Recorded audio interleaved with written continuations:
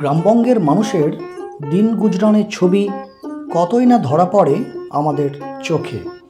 কেউ বা জীবন জীবিকার জন্য বেছে নেন এমন কিছু কাজ যা হয়তো শুরু করেছেন অল্প কিছুদিন আগে, আবার কেউ বা সেই কাজ করেন বছরের পর বছর ধরে। এক প্রজন্মের হাত থেকে অন্য প্রজন্মের হাতে পৌঁছে যায় সেই কাজ। গ্রামবঙ্গের মানুষের জীবন জীবিকার এমনই নানান দিক তুলে ধরতেই আমাদের এই প্রচেষ্টা। আমাদের তৈরি তথ্যচিত্রগুলি আপনাদের কেমন লাগছে জানাবেন। ভালো লাগলে চ্যানেলটি সাবস্ক্রাইব করে রাখুন, এতে নতুন নতুন ভিডিও দেখতে সুবিধা হবে। আজ এই তথ্যচিত্রে আপনাদের সামনে তুলে ধরা হলো বিড়ি তৈরির নানান দিক।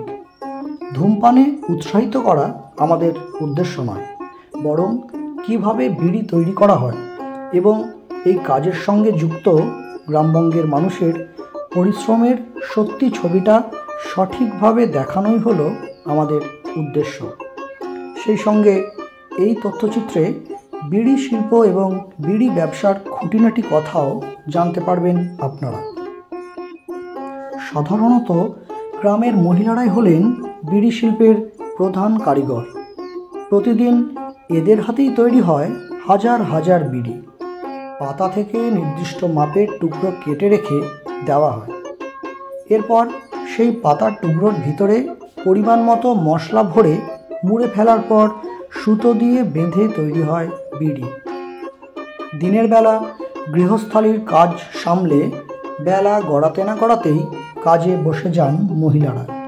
কাজের ফাঁকে চলে নানান গল্প ও কথাবার্তা।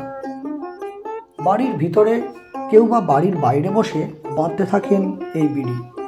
কখনো দল বেঁধে, কখনো বা একা একাই কাজ করেন তাঁরা।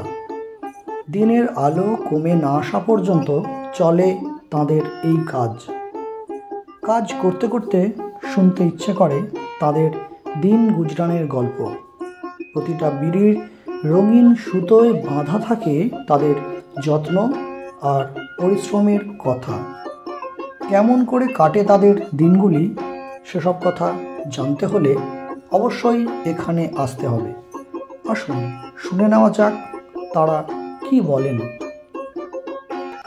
কি করব, আমাদের না খেটে খেলে তো গরিব মানুষ, আমরা গরিব মানুষ, তাহলে আমরা এবারে হাতের কাজ জানি দেখুন, আর দু পয়সা হলো তো আমাদের এইটা হবে, পয়সাটা হবে, সেই জন্য আমরা খাটি।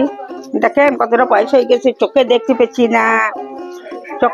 পেছি না, আবার এই পায়ে হাতে যন্ত্রণা, তাই কি করব জানি দেখুন। যাই বেশি জায়গায় কম করেও তো বাঁধতে পারি, যে সেই জন্য বাঁধি, বসে থাকবো জেনে শুনে। বিড়ি শিল্পের সঙ্গে যুক্ত একদল মানুষ অন্যান্য অনেক জেলার মতোই পশ্চিমবঙ্গের বীরভূম জেলাতেও আছেন। এই জেলার নানুর ব্লকের কারিগরদের কথাই এতক্ষণ বলা হচ্ছে। তাদের তৈরি বিড়ি পাড়ি দেয় বিভিন্ন জেলায়। বিড়ির মশলার বিভিন্ন প্রকারভেদের কথা শোনালেন এক কর্মী। আসুন শুনে নেওয়া যাক তিনি কি বলেন। তামাকটা তিন ভাগে ভাগ থাকে, একটা হচ্ছে জংলা, আর একটা হচ্ছে নেপালি তামাক, আর একটা হচ্ছে কাঠি। কাঠিটা 600 গ্রাম থাকে, আর নেপালটা 200 গ্রাম, আর বাকিটা জংলা থাকে। এই ভাগে বিড়িটা বাঁধা হয়। 1000 সমান 300 গ্রাম তামাক লাগে, আর 1000 400 গ্রাম পাতা লাগে। বিড়ি বাঁধার পর বিক্রির আগে আর কি কি কাজ বাকি থাকে, আসুন সে কথাও শুনে নেওয়া যাক। যে কিভাবে আপনি শেখার পরে কি করছেন? শেখার পর প্যাকিং করি। আচ্ছা, মানে ঝাড়াই করে আর করে একটা বাছাই করে প্যাকিং করি। প্যাকিং করে সেলাই মানে পুড়িয়ে আর করে তারপরে প্যাকেট হয় 500 করে। আচ্ছা, আর যখন আপনি নতুন পাতা নিয়ে আসেন তারপরে কি কি করতে হয় আপনাকে? আমার কোনো কিছু করতে হয় না, নতুন পাতা নিয়ে আসি, কারিগর পর্যন্ত দিয়ে দিই, বাঁধে। আচ্ছা, এবারে কোনো কারিগর বললাম যে 800 দেয়, কেউ 900 দেয়, কেউ 1000ও পুঁজি দেয়, কারণ 2 টাকা কম হয়। কারিগরের ঘর থেকে বাঁধা বিড়ি মহাজনের ঘরে আসার পর বিশেষ পদ্ধতিতে সেই বিড়িতে উত্তাপ দিতে হয়। কয়লার মৃদু আঁচে বেশ কয়েক ঘন্টা ধরে সেঁকা হয় বিড়িগুলিকে। কিভাবে দক্ষ মহাজন বুঝতে পারেন বিড়ি সেঁকার কাজ সম্পূর্ণ হয়েছে, আসুন শুনে নিই সেই গোপন কৌশল।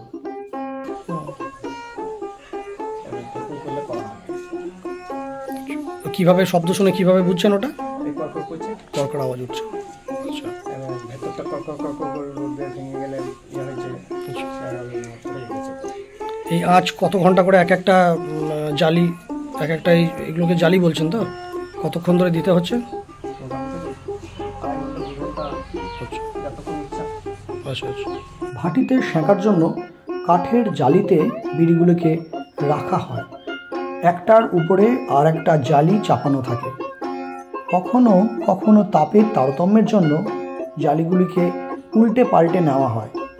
ভালোভাবে সেঁকার জন্য জালিগুলিকে বস্তা চাপা দেওয়াও হয়। এইভাবে চলে বিড়ি সেঁকার কাজ। এরপর বিড়িগুলিকে প্যাকেট বন্দি করে বিক্রির জন্য রেখে দেওয়া হয়। এই হলো বিড়ি তৈরির কথা। আমাদের তৈরি তথ্যচিত্রটি আপনাদের কেমন লাগলো জানাবেন। প্রয়োজনে বন্ধুদের মধ্যে এটি শেয়ারও করতে পারেন। ধন্যবাদ।